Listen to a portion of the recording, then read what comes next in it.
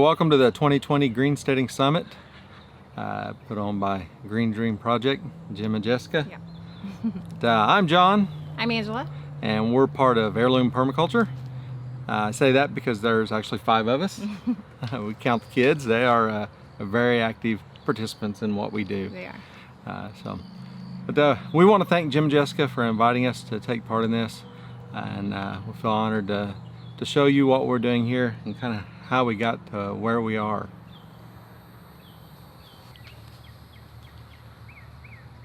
Well, we hope that you're learning all kinds of new information, being exposed to things that maybe you've never seen or heard of before. Right. I think that's kind of the point of this entire summit, is to educate, inspire, and hopefully motivate all of us included. Yeah, we could use it. Because we all know that there's a lot going on. It's easy to get distracted. It's easy to get discouraged. But we're all doing this for a reason, even though all of our reasons may vary a little bit. We want to make sure we regain focus or continue the focus that we have and know what we're after and really strive to do that. So hopefully we'll be able to contribute to the value of this, and we want to show you kind of where we started, what it took to get to where we are now. A lot. Yeah, and along the way we'll talk about the things we are up against, the things that we still struggle against, the changes we've made, what we've learned, kind of how we did it. We're learning every year. Every year is different. We learn all the time.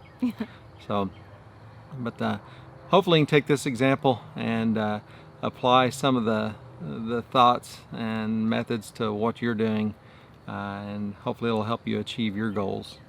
So I know that every property is different, and that's the beauty of it, is learning to deal with your situation, the property you're working with, the environment that you're in, whatever your variables are. So we'll talk about what we've got going on here, what our goals are, and kind of how we're achieving those.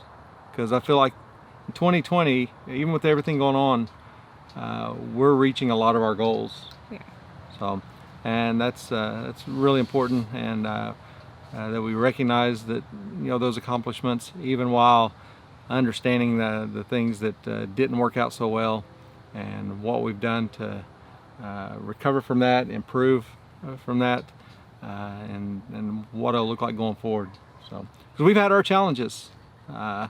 There's this property that we're on. I'll give you just a little bit of background. We are on a suburban 1-acre homestead. We're just a little ways from a semi-major metropolitan area. Right. So we have access to a lot of stuff. We're not really remote, but at the same time, we have some freedoms with the property that we're on. But we also don't use the entire property. So we only use a part of it. Try to keep part of it still manicured looking. We're in a neighborhood, so. Yeah. So we grow all of our produce that we consume. We raise pastured poultry. We have laying hens. We've tried some other animals that didn't work out for us, and we'll talk about that. And we'll may even talk about some of the other stuff that we're considering. But as of this year, we are growing, like I said, all of our produce. We've raised all of the meat birds, so we're eating just what we've raised, other than whatever dairy we want. Dairy, spices, things spices, like that we can't provide on our property. And we're still consuming some grains that we already had. Right. But that's so. That's not it. I guess what we'll do first is I'm gonna show you just kind of a little video showing the evolution of this property. It's, like I said, it's 1 acre. We don't use all of that. We use, if we were to measure it out, maybe half of it, of the actual square footage, if that. And not even, not all that's in production at the same time. No. So where we do the pastured poultry, we don't plant anything out there.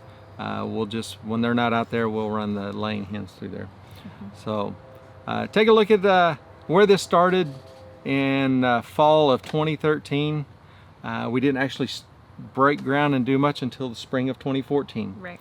So this is our 7th growing season, I guess you'd say, and it's come a long ways. It has. It's changed a lot. It's changed so much. So pay attention in this video that's coming up here, and kind of see what all's changed, and then we'll talk about specific details and maybe how that stuff can help you with what you've got going.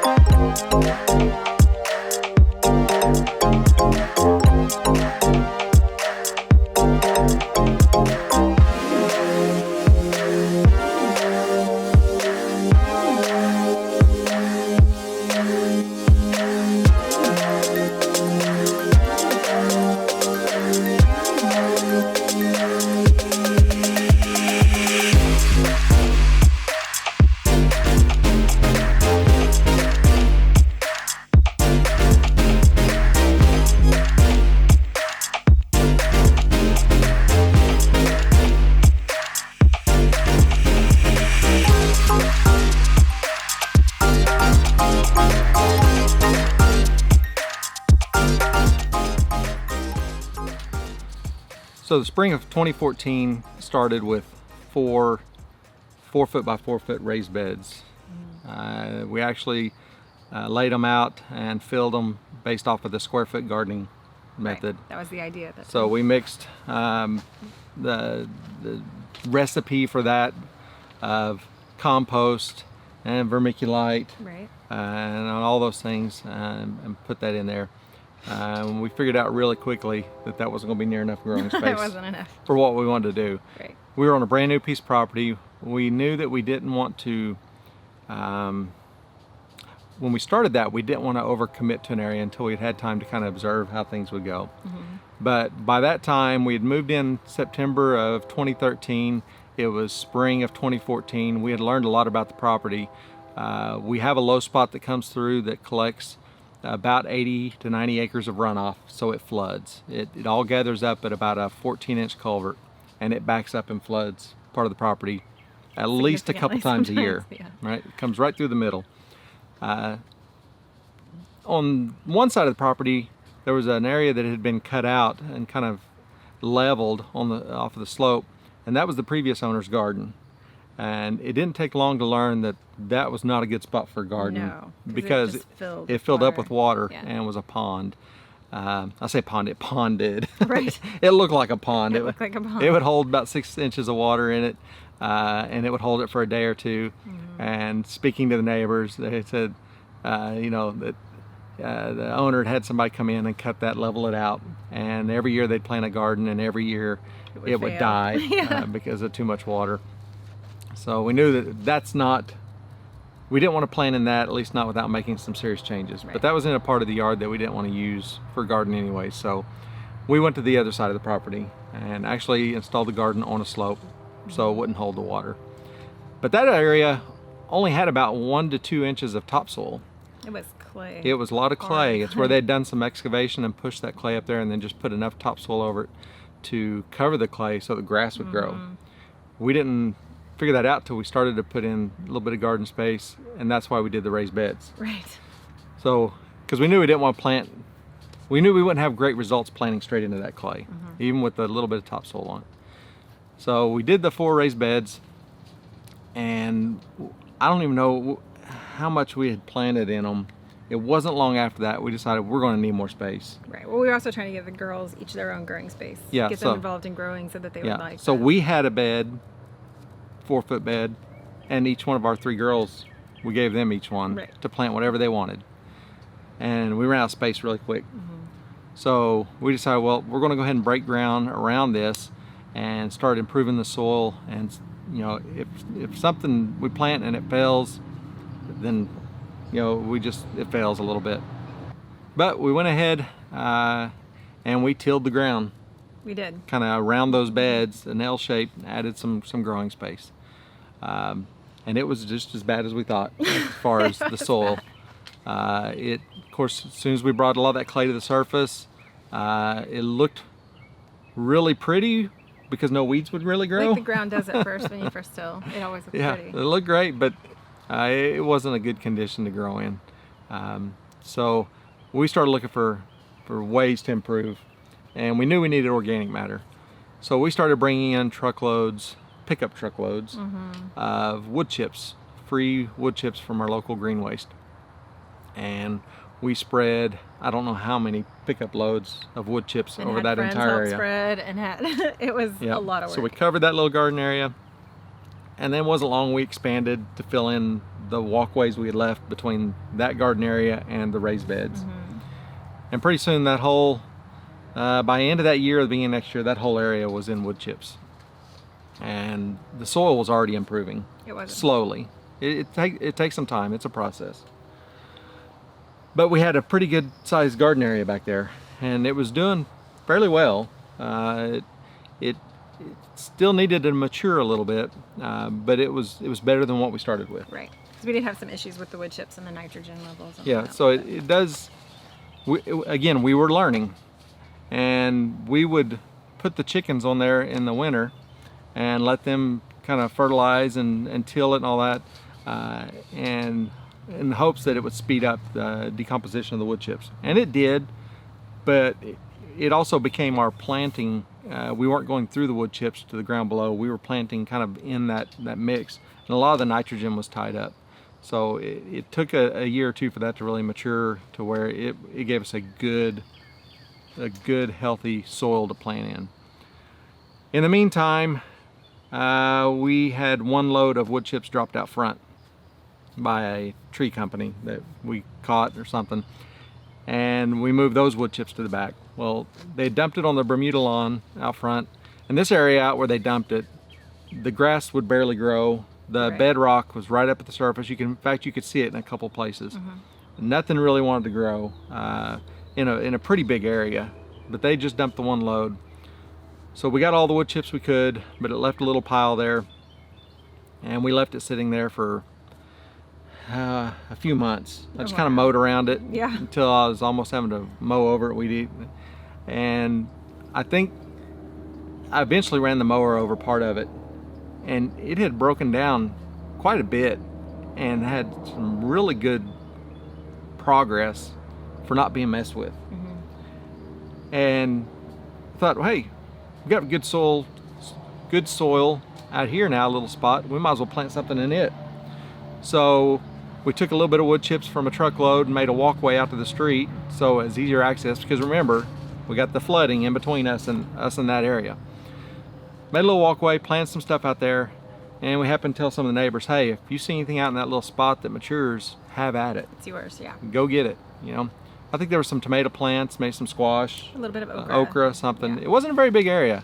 It was maybe 10 by 12, and it wasn't square rectangle. It was kind of diamond shaped because it was where they dumped it and how we got up.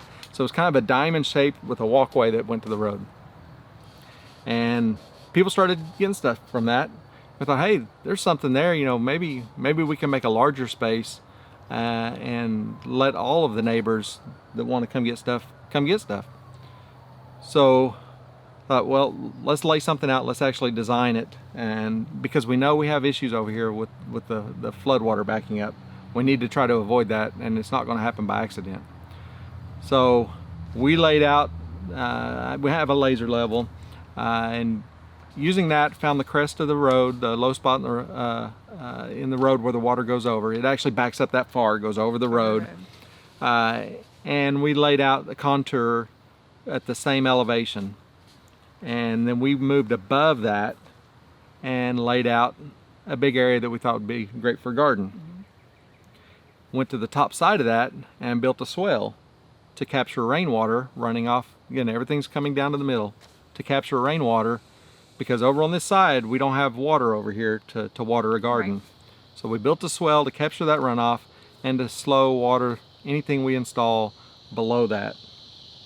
You know, we're talking about flooding, but we're needing to capture water. It doesn't sound right, because but on the top side of that hill. But yeah, everybody knows water. we're in Oklahoma, so rain comes all at once and then it dries out and we're in a drought. So we want to make sure that that water's in the ground and not just running down and running off. So we built a swell, put some fruit trees on it, put some comfrey, some service berries, support plants, things like that. Seeded it with wheat as ground cover till it got established. And then we started in on what would become our neighborhood garden. Right. So just below that, we needed to figure out how to improve the soil, because what we had planned was a pretty good size area. About that time we had received our permaculture design certificates, and we wanted our first kind of official project to be on our property to try some different things. So, for us to try, and also to teach anybody by drawing people in for interest. So we wanted to incorporate some different things, a lot of perennials, some community space, different guilds, things like that that we could use as examples for teaching, while also providing a place for the neighbors to come pick whatever food they wanted.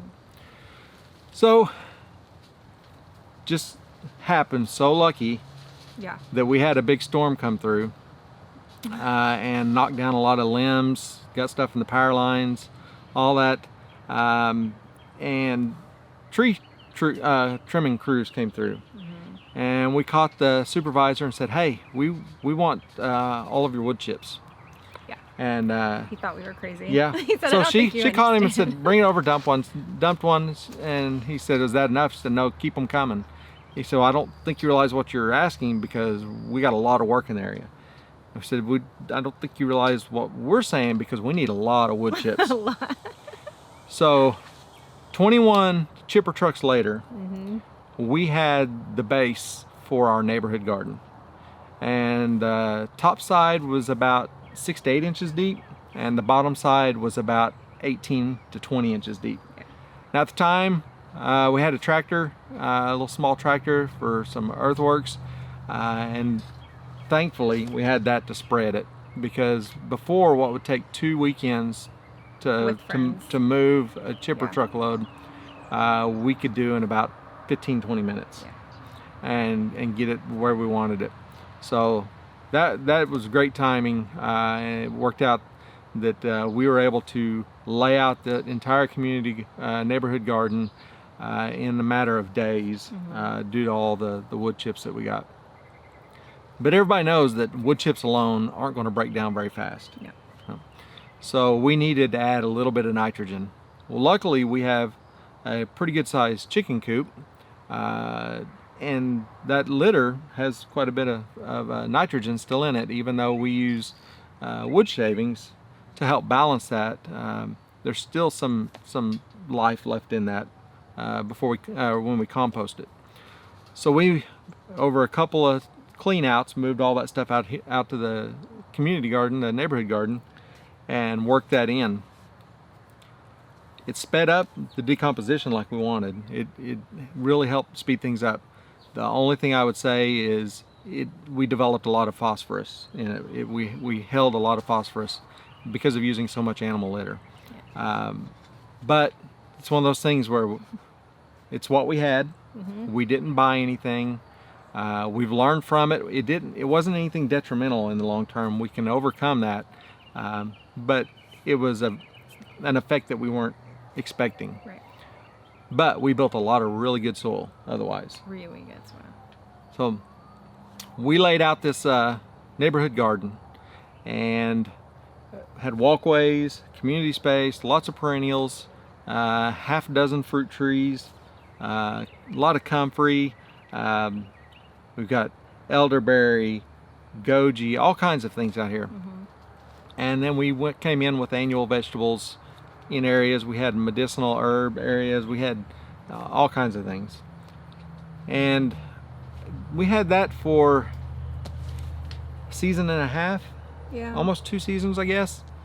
And it wasn't getting near as much use as we expected. No. It was getting some, but we found that we were, and our expectation was, we installed it, we would plant it, we would maintain it. We just wanted people to harvest, come get what they wanted. We didn't expect, anybody to pull weeds, plant, contribute financially, nothing. Just come get the goods whenever they're ripe and ready to go. There was some changes of residents in the neighborhood. It was trying to rebuild that connection to, hey, this is yours to come get. And we were spending more time maintaining it and trying to keep things from going to waste than it was actually being taken advantage of. And we were neglecting some of the other areas, things that we were doing for us. So after some discussion, we decided to shrink it down a little bit. And we took about the front half off. Yes. And pushed all that dirt back, built the area up. The other left big area back here behind us, and kind of redesigned it, and decided this would be the area that we pushed back would just kind of go back to lawn. Go back to lawn. It was still a little higher. It was better soil, but we had kind of scraped off the top half maybe, so it made it easier to maintain with a mower or whatever. That didn't last very long. It didn't, because just a couple months or a month or so after we did that, we got some new neighbors. Yep. They were very excited about the Yeah. idea of a garden. What we didn't know is when our next door neighbors that had been here for a long time, they moved, sold the house, and the realtor that had been showing the house was telling everybody about this neighborhood garden next door. So we didn't realize that they were using that as a selling point, and they were doing the work for us of trying to get people to take advantage of it. Right. So when our new neighbors moved in and they said something about, oh, they were really looking forward to all that, I felt bad because we had just kind of took most of it away. To take it out, yeah. And I thought that's why we did it in the first place. And even though we've done this, we can go back with more production, but we need to decide, what does that need to look like? What are our goals now versus 2-3 years ago when we decided to put this in the first place? So we talked about, where do we want to be a year from now, 2 years from now, 3 years from now? And our goal has always been try to get to as close as growing all of our food as we can. And I knew that the way we had it laid out first, it wasn't going to do that. No. It would produce a lot of food, but it would not produce all of our food in a way that we could rely on it. Right. And have an opportunity to share the abundance. So we knew had to change, but it could come back. Well, somewhere in that time frame, we got a lot more exposure to market gardening, and Several friends that yes, do that. got quite a few friends that are doing that, and really watching what they're doing and the results, the efficiency of it. Even though it's a ton of work, it's the return on that is just multiplied versus what we were doing. So I don't know if we decided, if I decided and kind of pressured her. I think so. We both really liked kind of the look of how we had it. It was almost kind of like a park setting originally. And we wanted the thought of kind of keeping that, but also to meet our goals. So measured out 32 by 50 spot, which is what I figured we could keep out of the flooding area the best. And literally marked it on the ground and it said, what's this going to look like if we do this here? And talked about it a little bit, and so I want to do it. I want to give it a try and see what we can do with this. And so we did. We pulled everything back out as far as the soil wise, laid it more out. It's more formal because it's rectangular. Right. Just this section of it. We still have the area behind us, which has the curved walkway around it and things like that. So it's kind of a hybrid now, and you see that in that video that I showed you earlier. We still have the swale. It's kind of like we plopped a 1,600 square foot market garden plot right here. Right in the middle of a park. Yeah. So, because I wanted to grow a lot of food, and I wanted to grow it quickly. I wanted a lot of standardization to where we can, the tools you use, the materials, or you can reuse them, all that. And I wanted to get the most return for our time spent doing it, because you do spend a lot of time. So we put in 8 beds. We tarped this with the silage tarp late in the summer of 2019. And left it for several months. And left it until January, right? I think so. In fact, we kept it tarped later than that. It's just we'd start uncovering it to work on things.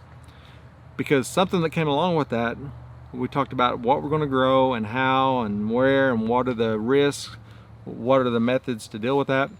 And I thought caterpillar tunnel would be a great investment. You had to talk me into that one too. And she didn't really agree at first because they're not cheap. They are a sizable amount of money, and it's infrastructure. You know, it's something that you've got to decide you're going to need for the long term, because a lot of time, a lot of money, but I felt like the return from that was well worth it. Right. So early 2020, I think in January, right, we bought a caterpillar tunnel. This is 14, stretched it out to about 14.5 foot wide and 50 foot long, and we put that on 4 of the 8 beds. And as soon as we got it up and in place, we planted in it. So 2020 was off to a start before any of the other garden areas, because we were growing inside the tunnel here. Right. It's not heated. But it warms up pretty good during the day. You get a good sun on it. But you can definitely extend the season. The main goal of it, though, was to protect the cucumbers and tomatoes from rainfall.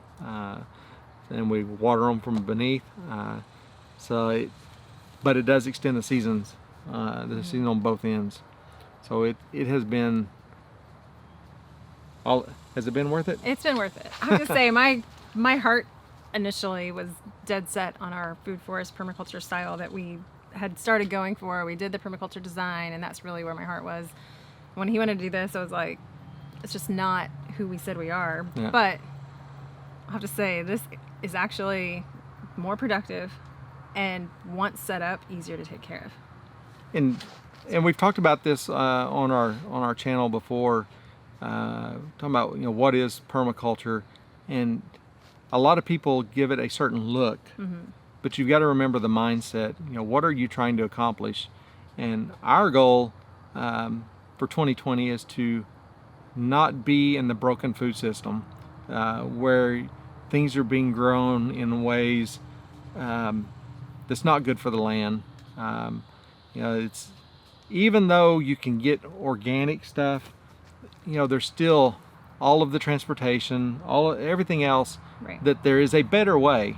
It's not the best way, and we're trying to do as much of it right here on our place as we can. There's a lot of reasons for that self-sufficiency, and you can insert any of the reasons you want. Yeah. And we have our own reasons, but to meet the goals of what we wanted, I knew that it couldn't look like it did before, even though we still have that intent. We still have the area here.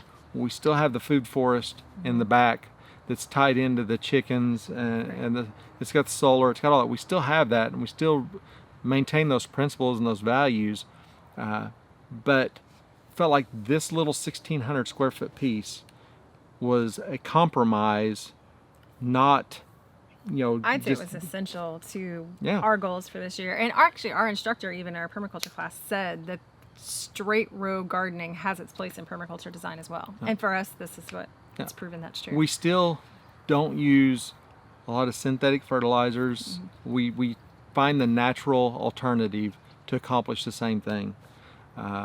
So feather mill, things like that, we're not using anything that's petroleum based like that, even though, yes, we have the plastic ground cover, and over that, we're getting years of use out of all this. None of it's single use. So I feel like we're doing the best we can with what we need to accomplish. So don't feel bad about that at all, because we're harvesting thousands of pounds of the best quality food you can get, and we're doing it ourselves right here in a very small area. Right. So let's talk about some of the things that didn't work out, because we've covered a lot of the things that are working really well. Right. So we've done several rounds of pastured poultry. We use a Joel Salatin style tractor. It's smaller. His are 10 by 12. Ours is only 8 by 10. Shrunk it down a little bit for a couple of reasons.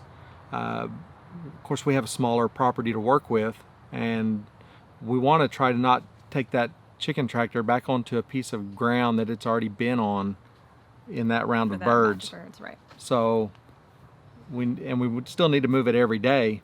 So we've only got so many square feet to work with. So a little smaller tractor, fewer birds each rotation. We target 40 to 45 birds, and they do well in that. Towards the end of the 52 days from hatch to harvest, we might move them twice a day. We watch the litter load on the ground. But they do really well. The very first batch we did, we really didn't know what we were doing. Yeah. We had at least a 30% loss. We overfed them. Because we overfed them. We kept them free choice, all the feed they want, around the clock, all the time. And we used the Cornish cross, and they basically just ate and ate and ate, and we would lose a bird every day there in the last couple of weeks. So we learned from that.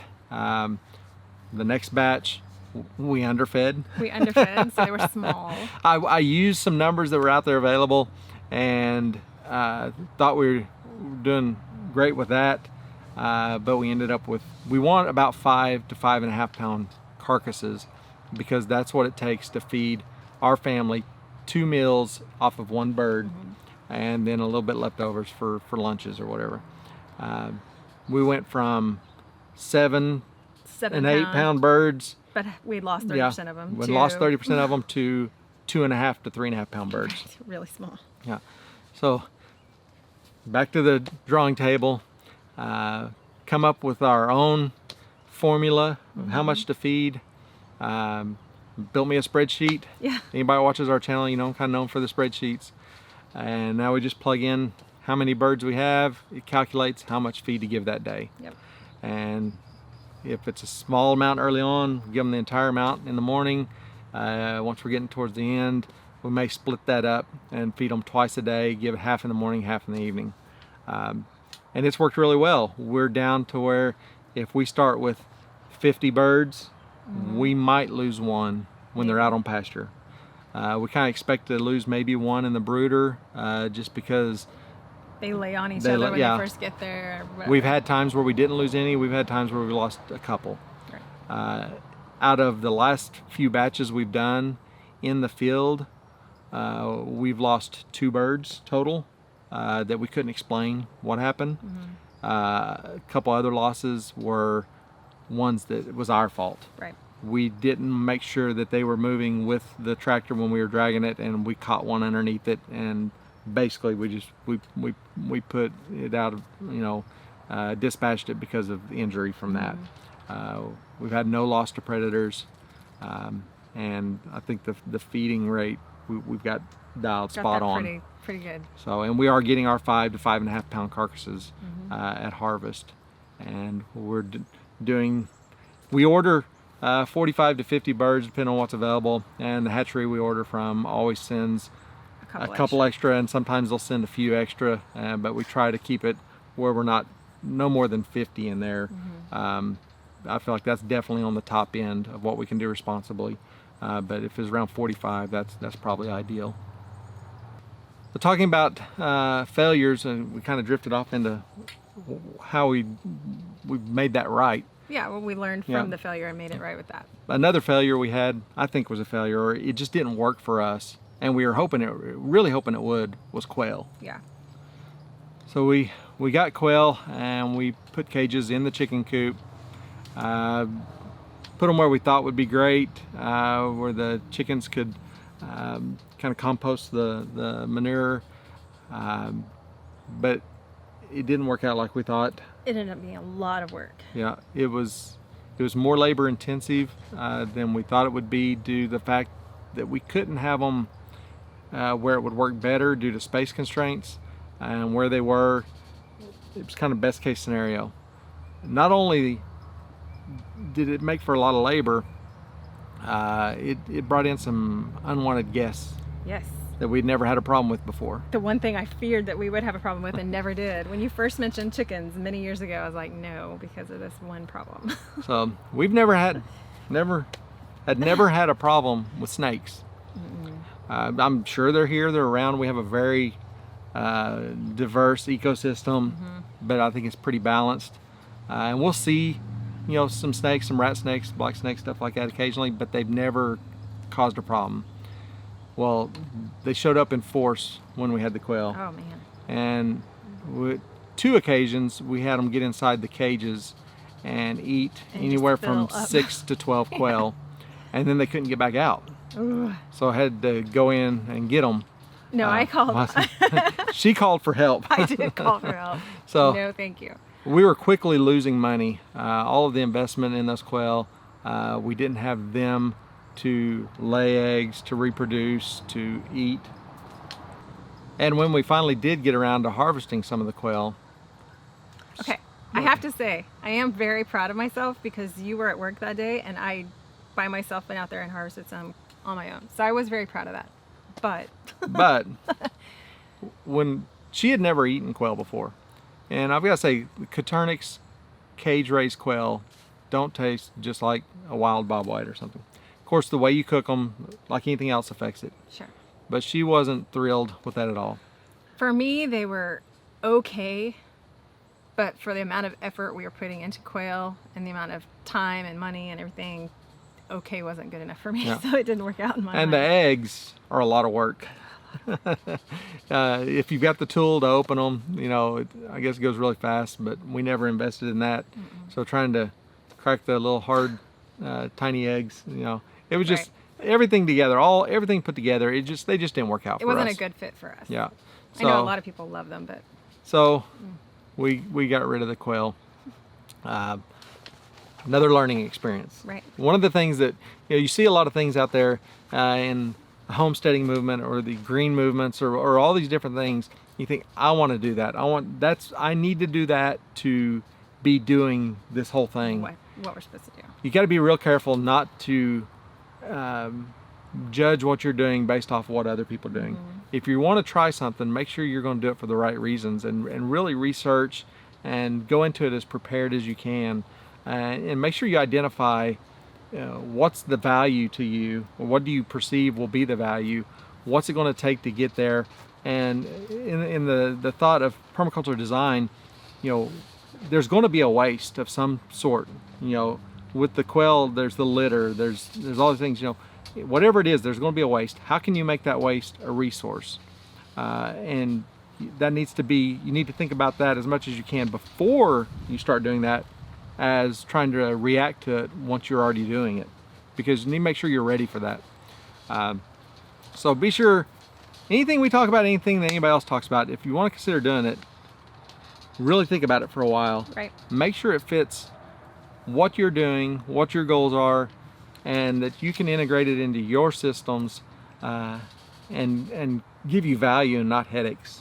And don't get discouraged if you try it and it just doesn't work out for you. Yep. Because every other homesteader Yep. does this, it should work. I'm It not may saying not. I'm not saying don't try things, because we experiment with things all the time, right? We're sitting in a big experiment right now. We have never grown in a greenhouse like this before now. Right. We have a small greenhouse where we do a lot of seed starting, or we might grow some greens over winter, things like that, but never of this.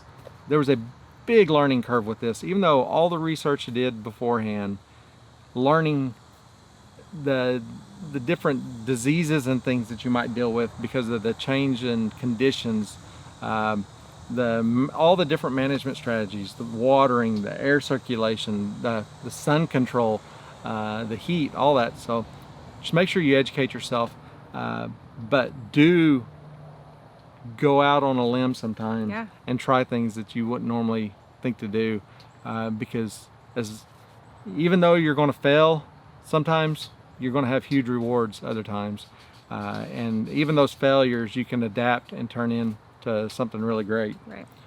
Because hey, what we thought had failed as a community garden, neighborhood garden, turned into a great deal here. And actually has been a huge source of education for fellow neighbors. They stop all the time. So.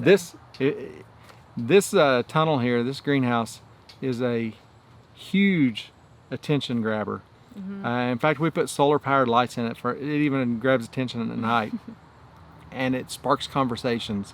We've met a lot of people, and we've been able, like I said, to educate a lot of people.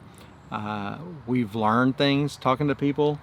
So it's been great. It's been a great conduit for that. And it was going out on a limb in kind of what we're doing that kind of opened that up. Hopefully you've learned a little bit more about us and what we're trying to do here, and hopefully there's some valuable information in it to help you with whatever you're trying to accomplish. If you've got a homestead, you hope to have a homestead someday, you're just urban gardener, and that is your homestead. Even though it's not whatever other people may define a homestead to be, it is your home, and it'll be whatever you make it and you define it as, right? So we're learning a lot every day. We hope that you are too. If you want to see more of what we're doing and a little more detail and stay current with everything, be sure to check out our YouTube channel, Heirloom Permaculture. And every video we make, we try to make sure it's entertaining, but we try to make sure there's always some bit of education in it. And try not to get too bogged down in the education, keep it fun, but some things deserve a little more detail than others. And we try to share that when we can. And hope leave comments, ask questions, and let us know whatever we can do to help, because we may all be doing these things for different reasons, but we all are trying to do very similar things, for health, improving the environment, improving community, building community, and everything else that goes with it. So, what else you got? Never much. Huh? I said not much. So, yeah, so be sure and check out everything else we're doing, and say hi in the comments. Hopefully we'll meet a lot of new people, and we appreciate you watching what we're doing here. Yeah. And here's to a better 2021, right? Let's hope so. 2020's been great. It's been tough, but it's been different. It's had its rewards that nobody expected because of the challenges. So if nothing else, we're all going to come out a little stronger. We know that we can get through some unexpected times, and really it's just another little kink, a little bump in the road, the way I look at it. And we've got to keep doing what we're doing. And if anything, it shows how important what we're doing really is. Yes. Right? Because we don't want to be a fragile community. We want our resilience to come through our own individual strengths, and then the strength of the community, the network that we're involved with. And the more we can help those that don't know how to do these things, the stronger everybody is together. So, I want to thank Jim and Jessica for hosting this summit and asking us to be part of it. Seen the list of speakers, and there is a ton of great information. Good list of speakers. And we're honored to be a part of it. I'm excited to see all the other speakers too. Yep. So, all right. Well, you all have a good one, and I guess we'll see you out there. Yeah. All right. Bye. Bye.